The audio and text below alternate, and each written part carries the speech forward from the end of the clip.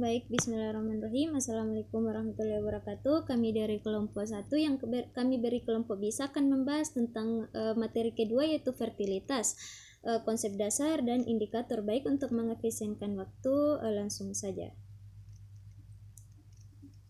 Nah, pengukuran fertilitas lebih kompleks dibandingkan dengan pengukuran mortalitas, karena seorang wanita hanya mati satu kali tetapi dia dapat melahirkan lebih dari seorang bayi.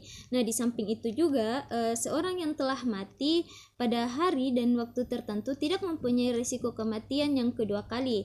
Sebaliknya, seorang wanita yang melahirkan seorang anak tidak berarti risiko melahirkan dari wanita tersebut berhenti. Selanjutnya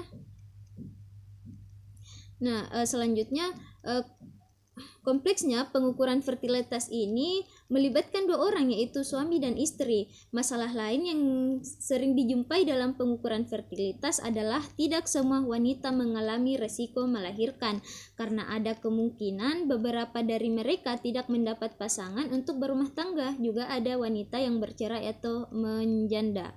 Nah, memperhatikan masalah-masalah tersebut, terdapat variasi pada pengukuran fertilitas yang dapat diterapkan dari masing-masing mempunyai kelebihan dan kekurangan. Selanjutnya,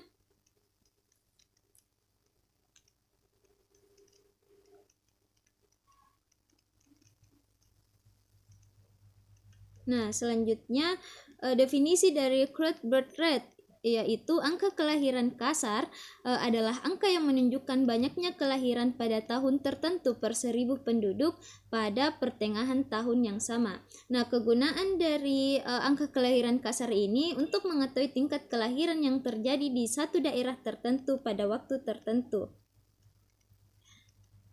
Nah, cara menghitung angka kelahiran kasar ini membagi jumlah kelahiran pada tahun tertentu, atau sering disimbolkan dengan B, dengan jumlah penduduk pada pertengahan tahun yang sama, atau sering ditandai dengan P. Nah, rumusnya yaitu CBR sama dengan B per P kali 1000. Nah, di mana CBR yaitu angka kelahiran kasar, B yaitu jumlah kelahiran, PO yaitu jumlah penduduk pada awal tahun, P1 yaitu jumlah penduduk pada akhir tahun, P jumlah penduduk pada pertengahan tahun, dan P yaitu PO tambah P1 per 2.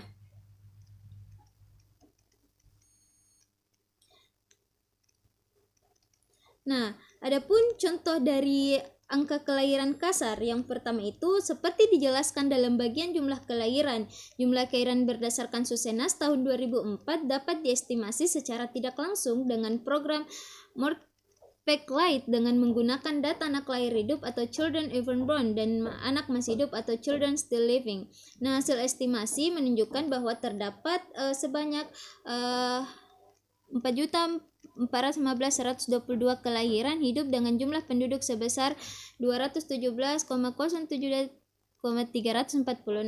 Nah, adapun dimasukkan dalam rumus, yaitu CBR sama dengan 4,415,122 per 217,072,314 dikali 1000, yang dimana hasilnya itu 20,3.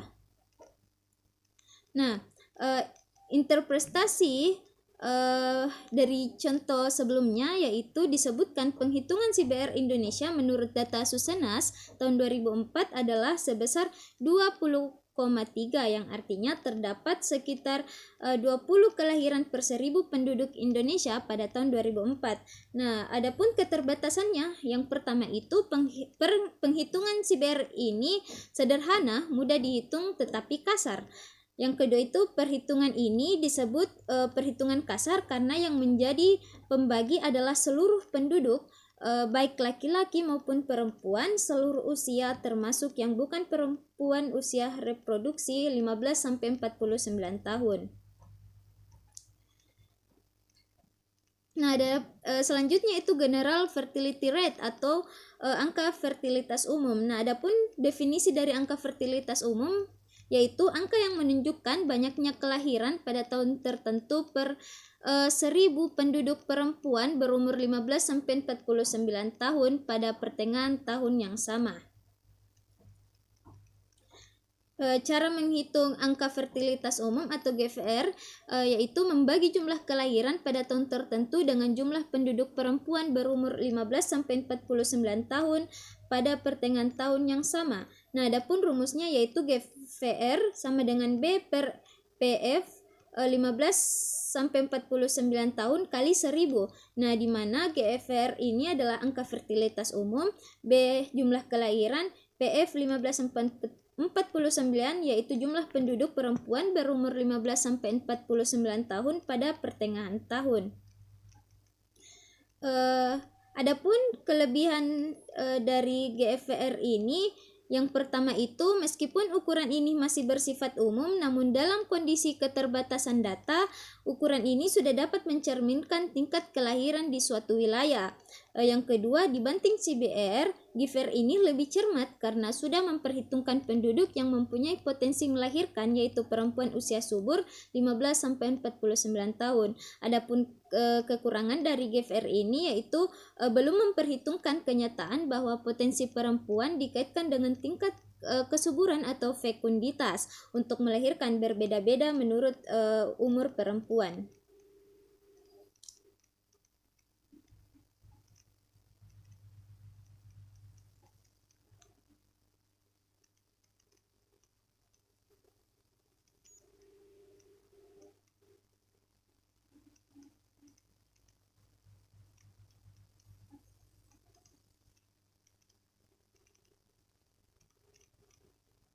Nah, selanjutnya yaitu angka kelahiran menurut umur. Nah, adapun definisinya yaitu angka yang menunjukkan banyaknya kelahiran dari perempuan pada suatu kelompok umur pada satu tahun tertentu per 1000 perempuan pada kelompok umur 15 sampai 49 tahun dan pertengahan tahun yang sama.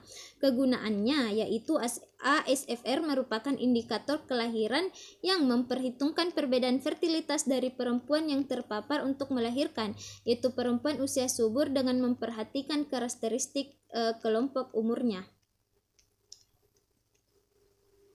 Nah, selanjutnya itu secara alamiah potensi atau fekunditas perempuan untuk melahirkan berbeda menurut umur dan menjadi steril setelah menopause atau usia 49 tahun. Secara sosial juga ada kecenderungan bahwa saat ini perempuan ingin membatasi jumlah anak setelah umur 33 tahun. Pengetahuan mengenai ASFR akan berguna untuk pelaksanaan program KB dan peningkatan pelayanan kesehatan ibu dan anak. Nah, indikator ASFR merupakan data dasar untuk mengembangkan proyeksi penduduk untuk mengetahui jumlah penduduk menurut umur dan jenis kelamin di masa yang akan datang.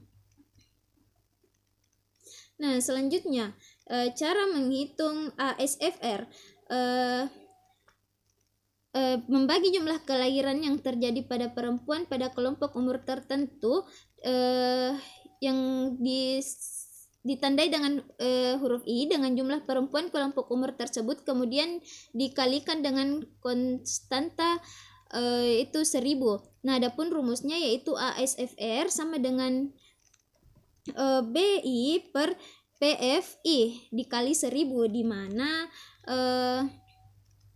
ASFRI ini adalah X specific fertility rate untuk perempuan pada kelompok umur.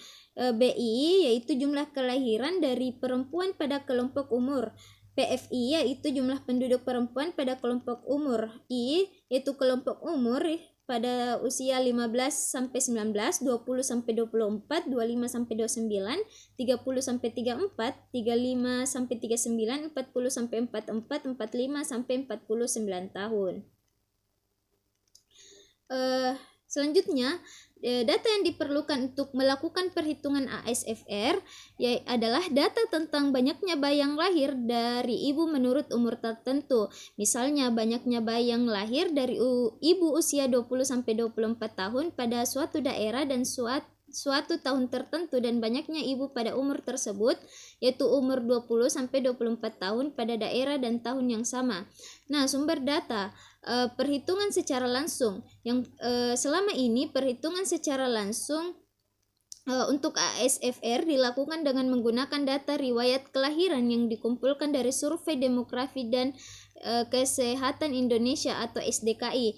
Nah, SDKI ini yang terakhir dilaksanakan tahun 2017.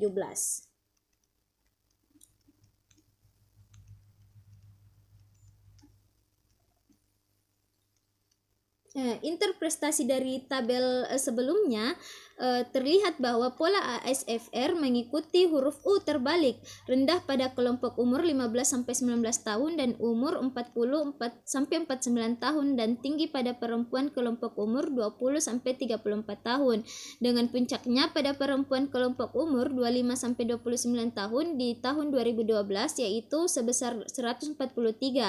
Hal ini berarti dari 1000 perempuan yang berusia antara 25 sampai 29 tahun terdapat 143 kelahiran hidup.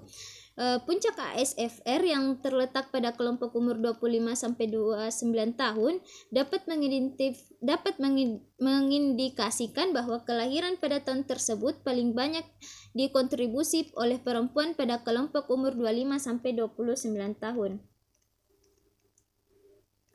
Nah, hal ini juga berarti bahwa anjuran pemerintah untuk melahirkan pada usia yang terlalu muda sudah mencapai sasaran secara nasional.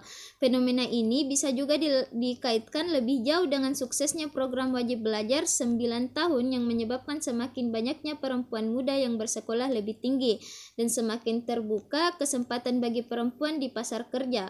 Nah, pada akhirnya hal ini membuat banyak perempuan menunda untuk menikah dan melahirkan pada umurnya.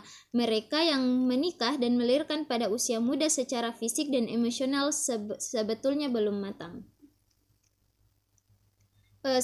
Nah, adapun keunggulan dari ASFR, yang pertama itu ASFR lebih cermat dibanding GFR karena telah memperhitungkan kemampuan perempuan untuk melahirkan atau tingkat kesuburan sesuai dengan umurnya.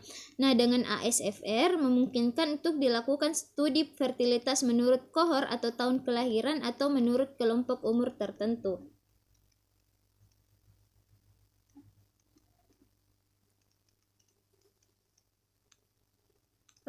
Nah, selanjutnya adapun cara menghitung ASFR yaitu menyumlahkan ASFR seluruh kelompok umur pada tahun tertentu dan wilayah tertentu, kemudian dikalikan dengan 5. Pengalian dengan bilangan 5 dilakukan karena pengelompokan umur 5 tahunan dan diasumsikan bahwa setiap 1000 orang perempuan pada kelompok umur yang sama secara rata-rata akan mempunyai jumlah anak yang sama. Nah,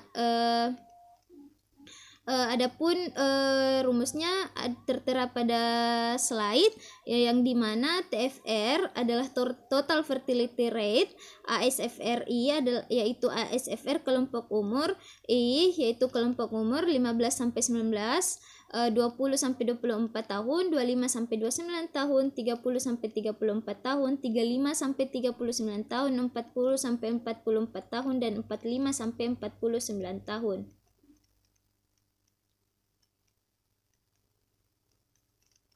Baik, mungkin itulah tadi pemaparan materi kedua yaitu indikator fertility tahunan CBR, GFR, ASFR dan TFR. Sekian dari kami. Wabillahi taufiq wal hidayah. Wassalamualaikum